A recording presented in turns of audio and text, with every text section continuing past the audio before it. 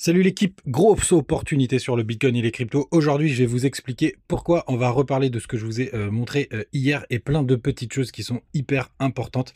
Les gars, une émission qui est en direct du bord de la mer et du sud de la France. C'est parti avec un BTC ce matin qui est à 64 400, on est plutôt stable. On a Ether, lui, qui perd 0,7%, on est à 3150 $. Le reste de la map, il y a quand même pas mal de corrections, notamment du côté d'XRP, pardon, qui perd 7%. On a aussi Bitcoin Cash qui perd 4,5%, NIR qui perd 5%. C'est à peu près pareil pour CAS, PP et plein d'autres cryptos. Et quand on va dans le bas du top 50, on a WIF à la 50e position qui s'est bien fait défoncer, qui perd encore 6,5%. Déjà, je crois qu'hier, il avait perdu 18%. Les gars, on démarre tout de suite avec le daily du BTC. Et ça va me faire enchaîner tout simplement sur le sujet du jour. Regardez, pour l'instant, on a les 0,382 qui tiennent. Pour le coup, et ces 0,382 ils sont hyper importants, puisque je vous ai dit, si jamais on clôture en dessous, c'est directement aller rechercher la zone des 0,618. Pour l'instant ça tient. Par contre, cet après-midi on a une news, je vous montrerai tout à l'heure, avec pas mal de news écho, et là pour le coup ce serait l'occasion de venir chasser la mèche qui est juste là, donc la mèche d'hier, ce qui nous ferait pourquoi pas aller chercher les 0,5, donc les 61 774, et donc vous avez une opportunité qui est assez intéressante si on vient dessus.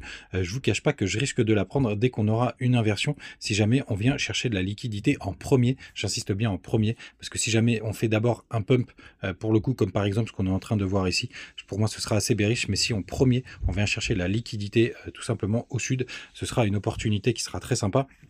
Et d'ailleurs, moi, je me suis fait sortir de mon trade ENA, alors plutôt en perte pour le coup, parce que je me suis fait sortir. Par contre, sur le trade ETH, je suis sorti en ce qu'on appelle en stop profit, c'est-à-dire que j'avais monté mon stop et évidemment je me suis fait chasser sur hier, mais en profit. Je crois que j'ai fini à plus 30%, quelque chose comme ça. Les gars, quand on passe aussi du côté de notre ami Bitcoin Dominance, vous voyez, là, je suis passé en daily. Regardez, toute cette zone, elle est importante. C'est cette grosse zone de travail qui a démarré entre le 25 juillet et qui se clôturait au 21 août, donc quasiment tout le mois.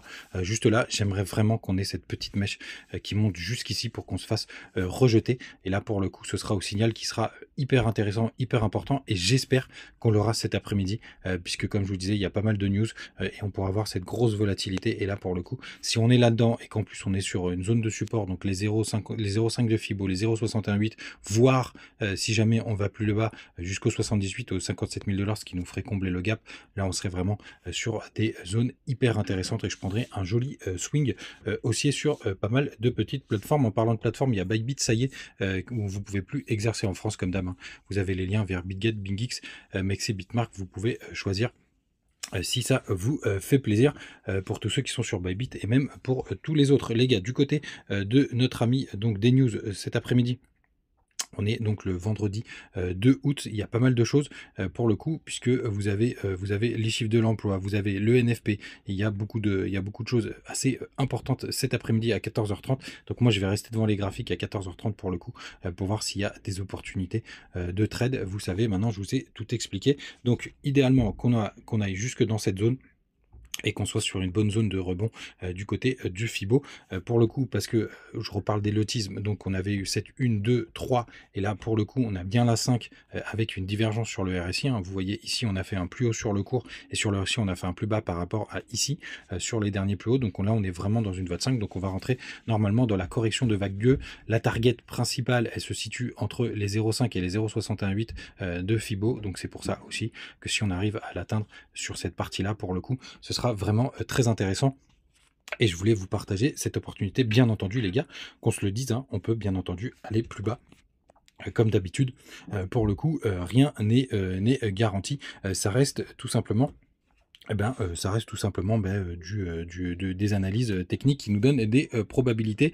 Du côté de graphique classique, on peut voir qu'on a un gros support, le support qui situe juste ici au 62 800, qui est tout simplement, vous avez tout simplement le bas du nuage, le haut du nuage, pardon. Et là, vous voyez, hier, c'était très intéressant puisqu'on a été chercher la Kijun parfaitement au 62 144, comme quoi ça marche plutôt bien. On a une petite pointe au 58 400, si on y va, on irait pour le coup combler le nuage. Vous avez un petit twist le 17 août qui pourrait être attaqué. Donc pour le coup, par contre, un mois d'août, on risque de latéraliser tout simplement. moment. Donc on a un petit peu de temps, mais je prendrai quand même l'opportunité si jamais on a un violent rebond.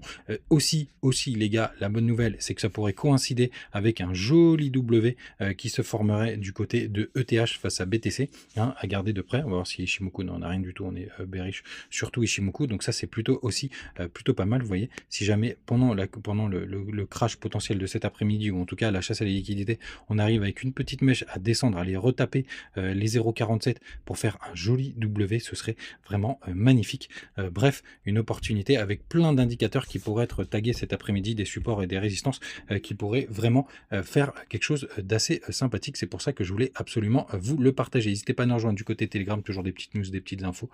Et d'ailleurs, vous avez tous les liens qui sont juste ici. Vous avez juste à appuyer sur le message épinglé et vous avez tous les liens vers les exchanges dont je vous ai parlé. Donc n'hésitez pas à en profiter si vous le souhaitez. La team, c'est aussi en page d'accueil et en description. Du côté des funding, j'espère cet après-midi aussi qu'on a ce petit mouvement, vous voyez, du côté de TH. Désolé pour les bruits derrière. Désolé, petite coupure montage avec bébé qui pleure. Ça arrive. Du coup, ce qui est intéressant, c'est aussi de regarder les funding cet après-midi. On a ETH qui est repassé sous les 0,01. C'est pas le cas de BTC, donc grande méfiance hein, pour l'instant. Et vous voyez surtout BNB qui est très proche des zéros. C'est peut-être sur BNB où il y aura un petit trade intéressant. Allez, d'ailleurs, si vous voulez, on va aller s'amuser, on va aller checker notre ami BNB. Ça peut être intéressant pour voir s'il y a des zones, sympas. Hop, BNB USDT. Pareil, donc là en daily, pour le coup, il y aurait, on a déjà été chasser la liquidité du côté de BNB, mais vous voyez que c'est une grosse zone de support. On a eu la première chasse en haut, et là la bonne nouvelle, c'est qu'on a eu la chasse en bas. Pour le coup, là on est en daily, donc ça c'est plutôt chouette. Donc on a nettoyé des deux côtés. Donc si jamais on retouche les 540 $, 550 $, ça peut être une bonne opportunité de trade.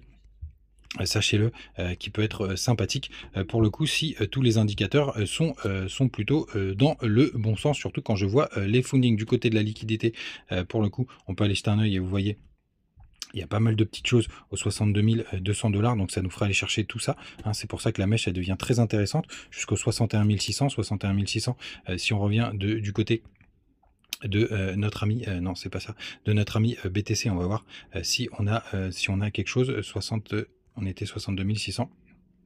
Et non, rien de très intéressant. Si on a ouais, si je juste aller chercher la petite mèche qui est juste là, donc ce serait plutôt 61 600. Vous voyez, sur remarque, on se rapprocherait des 0,5 qui serait vraiment une très bonne zone de rebond, les gars. Donc pas mal de petites choses hyper intéressantes. Vous avez le Twitter, vous avez plein d'autres endroits où pour retrouver toutes les news crypto. Donc attention, cet après-midi 14h30, moi je serai derrière les graphiques et peut-être en mode serial Twitter pour le coup. Donc n'hésitez pas à me rejoindre du côté de X. Comme d'habitude, les gars, passez une très bonne journée et peut-être à tout à l'heure 14h30 pour nous amuser en live pour voir ce qui se passe. Ciao!